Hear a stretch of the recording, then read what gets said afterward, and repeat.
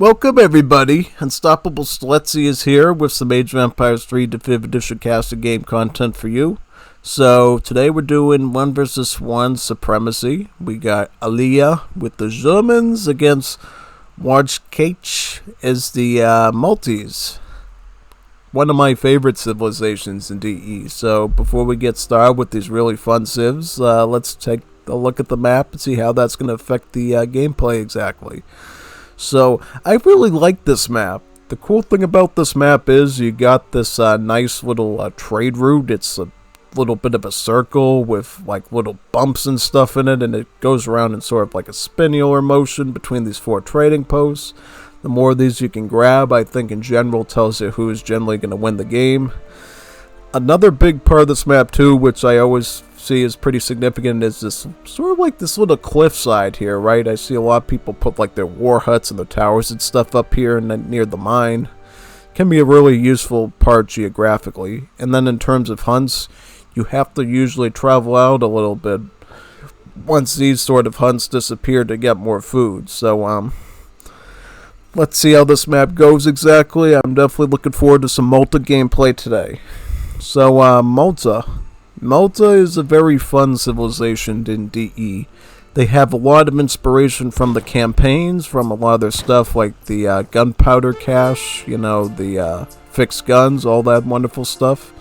In general, though, we could say that Malta is more of a defensive civilization with a bit of economic advantages too, right? And in terms of their roster, they got a wide variety of weapons at their disposal. Not only do they have a lot of medieval sort of units, like, swordsmen, hoop throwers, but they can even use their tongue cards to get some units from other parts of Europe, like the longbowmen, castadors, oprichniks, cuirassiers, all those things. Sure, Malta has it all, really. I'm definitely looking forward to seeing how they're going to handle this match. Whereas the Germans are more or less aggro-intensive, right? But as we know from sort of Eliyah's gameplay style, this could also mean sort of FF mercenary play, maybe FI artillery play. Eliyah has a bunch of tricks up his sleeve in terms of the German civ. And one thing that definitely helps out with that, of course, is your settler wagons here, right? A 2 population villager, they gather at the rate of 2 villagers, so quite a powerhouse of a unit. And you notice how Germany sort of did some macro to get hunting dogs early. That's because these settler wagons gather really good from hunting dogs. Hunting dogs affects them even more than, say, the normal settler does. Like a normal settler, not even 1 food per second, but a settler wagon, almost 2 food per second. That's much better. Much better overall. So what is Malta doing here? I'm kind of curious about this build. They're going for a Carmelite churches. Ships a number of church wagons, allows you to establish additional churches in your town. So you can have a build limit of about 3 churches with this. That is sounding an awful lot like my Bolivia for Iglesia build, right? Basically, with my for Iglesia build with Bolivia, what I do is in Moore's Liberty is I try to get 4 churches as quick as possible. And why would you want to do that exactly? Because churches trickle experience points. That's why that is a really excellent build to do both in Moore's Liberty and in Definitive Edition. As soon as these churches go up, you're going to notice a pretty strong experience trickle from them. And with that trickle, you're going to be able to get shipments a lot quicker, right? Look at this trickle. 0.7 per second XP from 1 church, and then when you add another church, it's 0.4 per second experience trickle, get church number 3, and then it's 2.1 XP per second. That is really good stats, I think in like Wars of Liberty, if I get about 4 churches with Bolivia, I can get like a trickle of like 2 experience per second, which is roughly the same as that. So yeah, really a powerful idea here by Malta. I'm definitely looking forward to seeing how they make this work out in the end. Because of all that XP trickle, they can actually already get their 3 settlers back as shipment number 2 now. And what are some of the other things that they're going to be using? They could go German tongue at some point. They got frugal constructions for the rest of the game. A small trick of wood enriches you. Trees last longer, so they got this. They got exotic hardwoods. So really a lot of wood here. And that's kind of important for Malta because Malta is a very wood-centric defensive civ. So the more wood that they can get, the more trees that they can chop down, the more sort of stuff that they can construct, like forts or towers or fixed guns, gunpowder caches, whatever they need. They can basically turn the map into a living minefield for the enemy. So that's going to be very powerful, I think. As for Germany, though, they're going for a trading post, and from what we could tell from the deck, they are going for a mercenary deck, or at least a semi-mercenary deck. We see the improved mercenaries card here. This is telling me they are definitely going to be looking to get some improved stats on mercenaries, potentially at some point. Some other stuff here that's a telltale sign of course, this Jaeger and this Black Rider shipping as well. We do see guild artisans, so if you can keep your settler wagons alive and well, this might be very powerful too, economically. We also see the Polish Winged Hussars, which for DE is a pretty substantial card. I know in the Legacy of the Asian Dynasties, it's not that good because it just gives you what, like Guard Hussars. But in DE, where Winged Hussars are an actual unit, it gives you actual Winged Hussars, which is a very powerful unit you can only usually get from natives. I believe the House of Vasa, right? Yeah. So, if you don't have the House of Vasa on a map like this one, which I believe is this Socotra? It looks like Socotra, because Wars of Liberty has a Socotra map, but it's not quite like this, but it's sort of shaped the same way. But yeah, definitely a good unit. So now that we know that Malta has sort of copied my sort of for Iglesia build almost, but from the Maltese side, we're going to have to see sort of how they traverse this game. Germany is going to do their settler wagons, of course, because that's generally how Eliyah does it, and usually how I try to do it too. If you feel like you don't need the wood for the infrastructure early on, just go for the settler wagons instead and do a bit of a boom, then go for the coin. As for Malta, Malta is actually starting to do a bit of crossbowmen right now. So Malta in general has some pretty interesting unit comps that they can do. I remember like in the old days when Malta first came out, people used to always be talking about hoop throwers and dragoons. Another one that seems to do pretty well up until this day is pike and shot. You know, crossbowmen with pikemen. Use the pikemen to charge the cavalry, also the siege, and then you use the crossbowmen to shoot musketeers as well as dragoons away.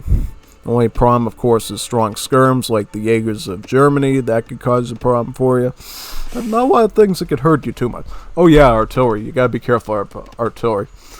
However, I guess in some situations you might even be able to take a big mass of pikes and attack the artillery and, you know, take advantage of that cover mode. Not something we see every day, but it does happen. This is a very important card for Malta, the Wigna Court Constructions. Essentially what it does is, sort of all the villagers around the town centers, towers, sort of all those defensive buildings, they get an economic boost that's pretty substantial actually. Indeed, what you see right here is, it improves the villagers' natural resource work rate quite good by like 30% when they're near the building, and even by 10% when they're away from the buildings. So, that is really that's a very powerful boost. It's like 3 economic theories in one in terms of the power of that. It's definitely, like from a resource improvement standpoint, is even stronger in the 3 res that it helps with, even stronger than what refrigeration or Royal Mint would do for you in H3. So if you can stay near your town center, or you can build an outpost when you're working on a new hunt, absolutely do that. It's going to make you really powerful economically as Malta. Definitely. And now they're also starting to get placer mines as well. When you do the sort of pike and shot build with Malta, you could definitely hold off on coin for a little bit. Probably the only coin thing you need right away is, of course, hunting dogs, maybe steel traps, but you really don't need to go too much into the coin again until you're ready to go FF, or semi-FF, or just Fortress Age General, if you're moving to Industrial Age, if you need artillery. Yeah, with pike and shot, you just need food and wood, so it's almost like sort of those trash unit decks and strategies we know from AoE 2 with the skirms and the pikes almost. Now Malta's going to start to get the German tongue, because they were doing sort of the church build, which is not something I always see. Something I more see myself do in War's Liberty, that basically he decided to get the tongue card later for the Germans, and thus is going to take advantage of these settler wagons now. Once this commandery is built, Wojciech is going to be able to train an additional 4 settler wagons, since the build limit is about 6. And that should help him keep up a little bit more with the Germans and their settler wagons, right? Because they have that same sort of gather rate of 2 villages advantage that the German settler wagons is going to have. And it, by the way, like what? So Germany's going to age 3, right? They got 3 shipments in their hand at this point that they can pull out if they had. So what are they going to do with that? 1k coin is going to be one of them. So if they're doing 1k coin, that's making me think, are they going to go for like mercenaries here or something? Potentially, or they could be trying to look towards industrial age too. Honestly, I feel like at this point, since you got like 1k coin, maybe one of these shipments is going to be called up at this point. You know, the Black Rider or the Jaeger one. The cool thing about the German mercenary shipments is the fact that they come with extra units, right? Because as you remember, sort of the main bonus of the Germany Civ is free Yuans with your shipment, right? But when you're getting a powerful unit like a mercenary unit, wouldn't it be more powerful to replace those free Yuans with actually more of that mercenary? That's sort of how Germany works. Like, instead of getting 8 Jaegers, if again, like 8 or 9 Jaegers with 3 Yuans, you basically just get 12 Jaegers, which is even more daunting to deal with. Ah, so this is going to be even scarier. We got a Germany training Napoleon guns. Ooh, that's what they're using all that coin for, Napoleon guns. Yeah, these are basically a mercenary version of the Swedish leather cannon.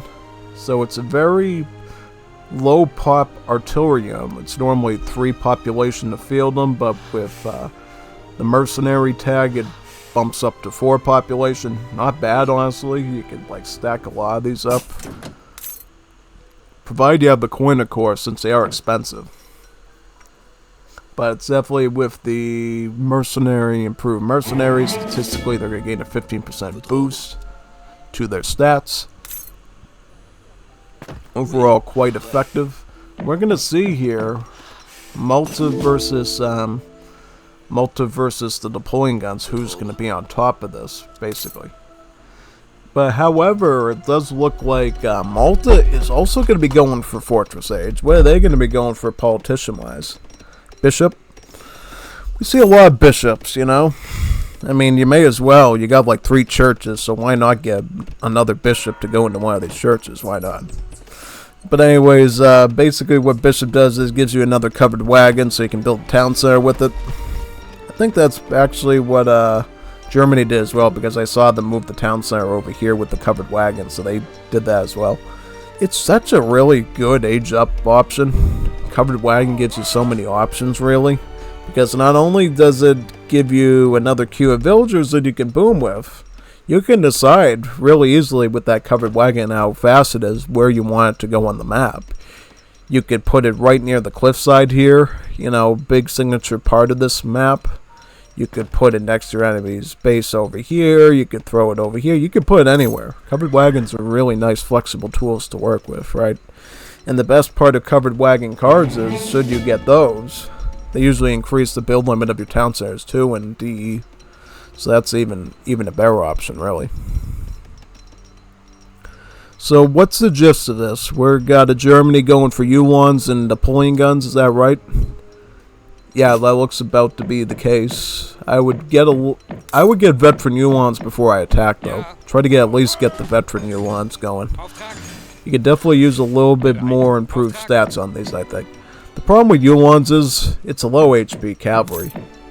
They do have a lot of damage, though, like 37 damage.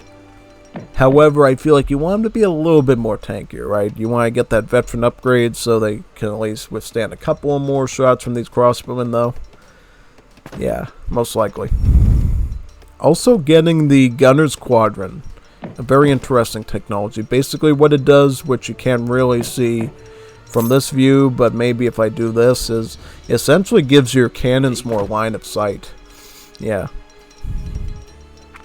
Yeah, you'll notice here once it researches that maybe the Eliyah can see a little bit farther where the cannons are hanging out in, basically. I think I saw a little bit of the shadow go away, so yeah, it definitely worked. The question is, what do you do as Malta now?